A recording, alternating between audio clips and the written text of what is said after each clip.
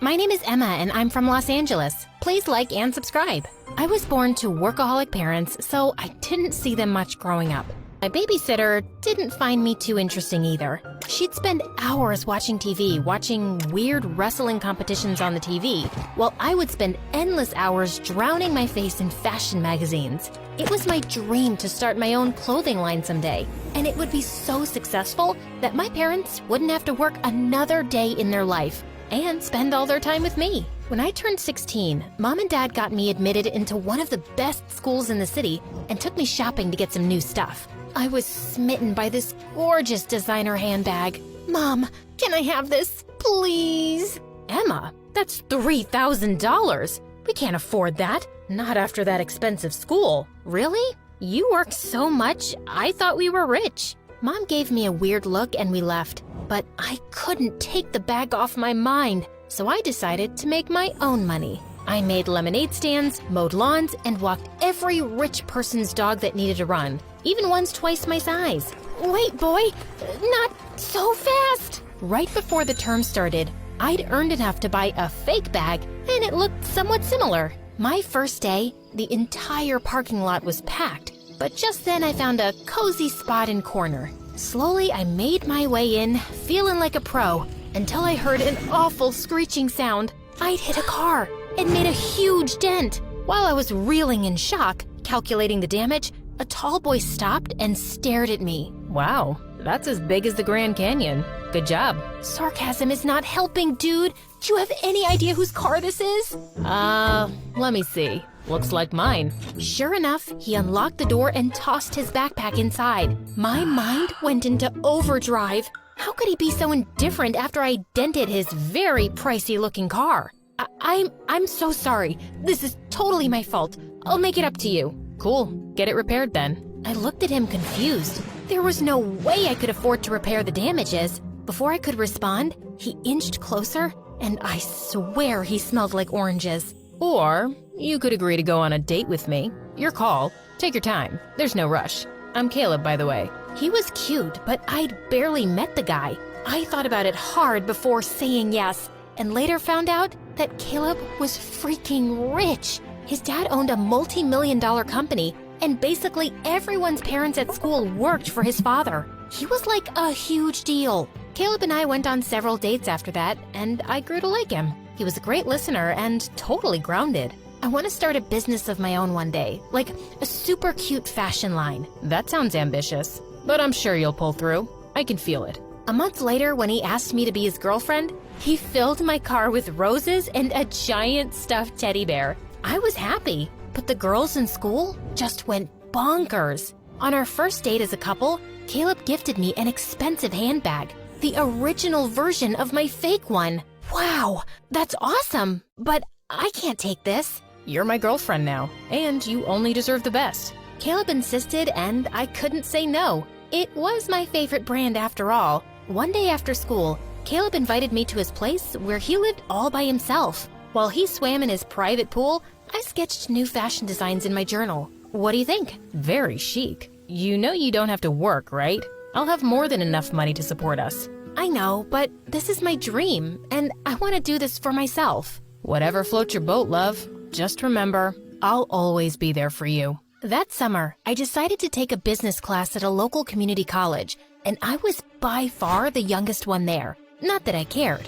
I belonged there. I was busy concentrating on what the professor was saying when a heavy voice interrupted me.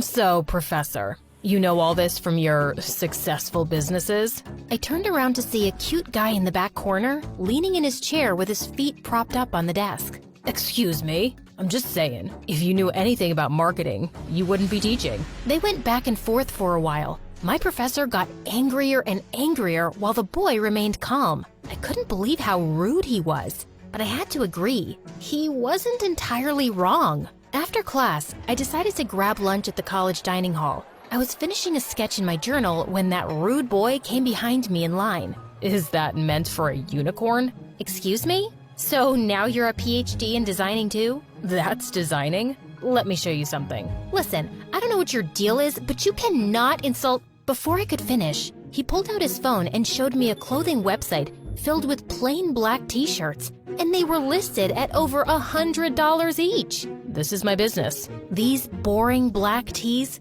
you could get these anywhere. He clicked a few apps and showed me his bank statements. The number almost made me fall backwards. How could this guy be making thousands of dollars selling regular old t-shirts? I don't get it. Why are you even taking classes? What can I say? I'm a sucker for knowledge.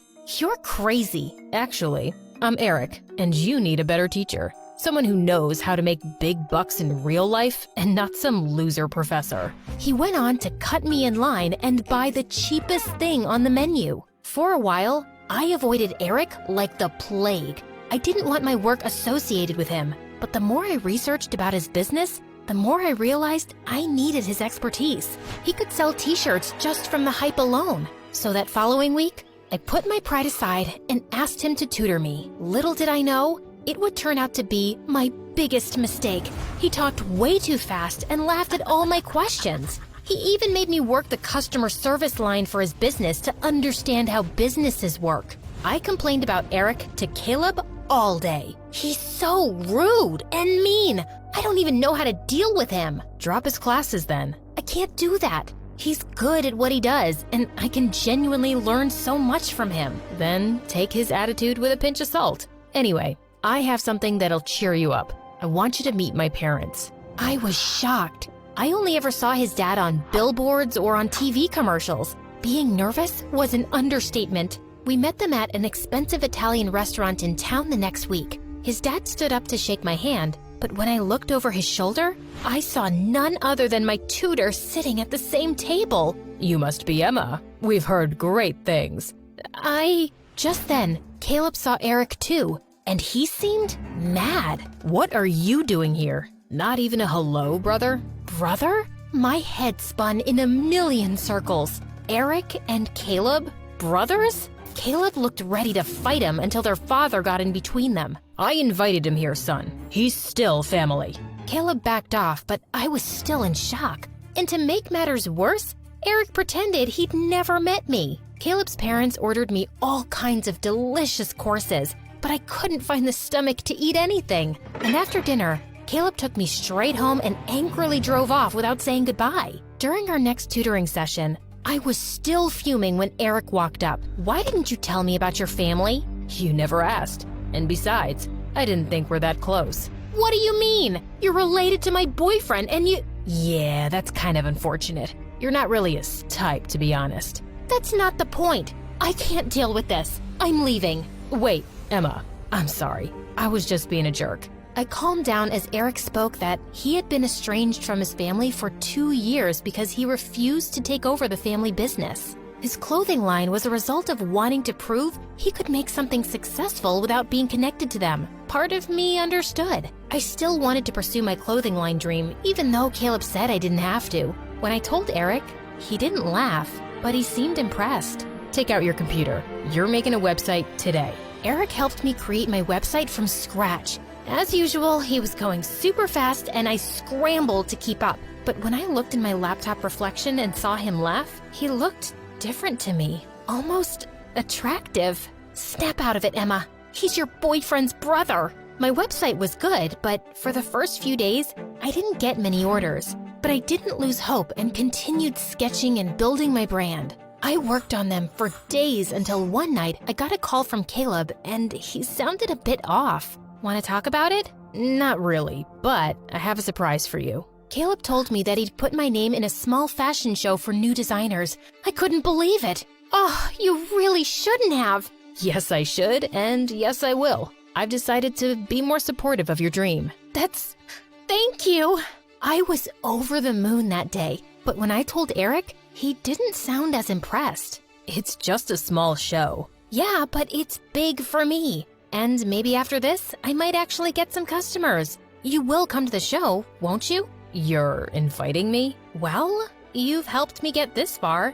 It would be rude of me not to. When the day came, I peered at the audience behind the curtain. I was blown away to see Eric sitting in the back row. I was glad he showed up. Too glad to admit. Once my models were ready, they were off strutting down the catwalk wearing my designs. Surprisingly, the audience went crazy. I walked out and bowed with the last model, and then jumped into Caleb's